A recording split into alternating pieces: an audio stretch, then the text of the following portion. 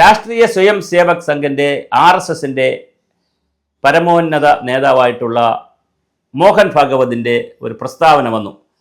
അദ്ദേഹം ഒരു വളരെ കോമണായി നടത്തിയൊരു പ്രസ്താവനയാണ്, ഒരു പൊതു പ്രസ്താവനയാണ്. പക്ഷേ അതിപ്പോൾ വലിയ വിവാദമായി മാറിയിട്ടുണ്ട്. പൊതു പ്രസ്താവന മറ്റൊന്നുമല്ല, നാഗ്പൂരിൽ വെച്ചിരുന്ന് മെഹ്റോപത് പിംഗ്ലയെ പറ്റിയുള്ള ഒരു പുസ്തകം പ്രസിദ്ധീകരിച്ചപ്പോൾ പറഞ്ഞു, രാഷ്ട്രീയത്തിലും പ്രായം വെക്കണം, 75 വയസ്സെന്ന് പറയുന്ന ഒരു കട്ട് ഓഫ് ഡേറ്റ് വെക്കണം, അല്ലെങ്കിൽ കട്ട് ഓഫ് ഇയർ വെക്കണം. 75 വയസ്സിന് ശേഷവും ഈ പദവികളിൽ വരുന്നത് നല്ലതല്ല, പല കാരണങ്ങളാൽ നല്ലതല്ല. അവർ കുറച്ചുകൂടി വിശ്രമ ജീവിതം നയിക്കണം, അല്ലെങ്കിൽ അഡ്വൈസർമാരായിട്ടൊക്കെ മാറണമെന്നൊക്കെ ഉള്ള ഒരു വലിയ പ്രസ്താവന മോഹൻ ഭാഗവത് നടത്തി. കേട്ടതാ പാതി കേൾക്കാത്ത പാതി. നാഗ്പൂരിൽ വെച്ചാകുമ്പോൾ സ്വാഭാവികമായിട്ട് ഇതിന് ഒരു പ്രാധാന്യം മഹാരാഷ്ട്രയിൽ കിട്ടും.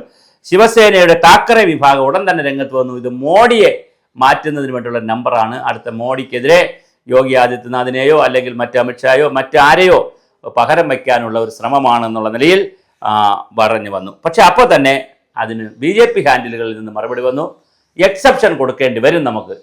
ഇപ്പോൾ പിണറായി വിജയന് 2 പ്രാവശ്യം മത്സരിച്ചിട്ട് പിന്നെ മത്സരിക്കാൻ പറ്റില്ല എന്ന് പറഞ്ഞെങ്കിലും പിണറായി വിജയൻ മത്സരിക്കും എന്നാണ് പറയുന്നത്. 3ാം ടൈമിൽ മത്സരിക്കുമെന്ന് പറയുന്നു. വീണ്ടും മുഖ്യമന്ത്രിയാവാൻ ചാൻസ് ഉണ്ടെങ്കിൽ മുഖ്യമന്ത്രിയാവുമെന്ന് പറയുന്നു.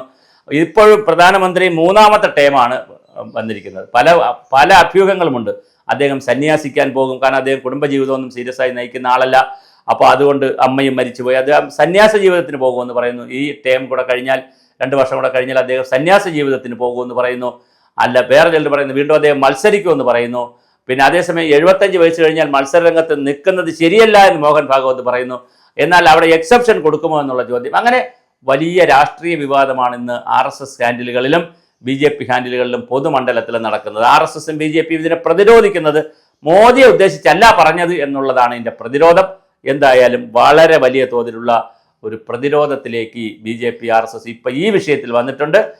നമ്മുടെ ഒരു പ്രശ്നം എന്തെന്ന് വെച്ചാൽ, വളരെ സതുദ്ദേശത്തോടു കൂടി ഒരു പൊതുസമൂഹത്തെ ബാധിക്കുന്ന പൊതുവായ കാര്യങ്ങൾ വളരെ സതുദ്ദേശത്തോട് പറഞ്ഞാലും അത് ആർക്കെങ്കിലും വേണ്ടിയിട്ടാണ്, ഇന്ന വ്യക്തിക്ക് വേണ്ടിയിട്ടാണ്, അല്ലെങ്കിൽ ഇന്ന ആളിനെ ഒതുക്കാനാണെന്നൊക്കെ നിലയിലുള്ള വളരെ പേഴ്സണലൈസ് ചെയ്തിട്ടുള്ള വ്യക്തിപരമായ രീതിയിലുള്ള ചിന്തകളിലേക്കും പ്രവൃത്തികളിലേക്കും കൊണ്ടുപോകാൻ നമ്മുടെ നാട്ടിലെ മീഡിയകളും മറ്റ് വ്യക്തികളും പാർട്ടികളും ശ്രമിക്കുന്നു എന്നുള്ളതൊരു പരിതാപകരമായ കാര്യമാണ്. ഞാനിപ്പോൾ ആരെയും വെള്ളപൂശുന്നതിനോ ആരെങ്കിലും നന്നാക്കാനോ മോശപ്പെടുന്നൊന്നുമല്ല.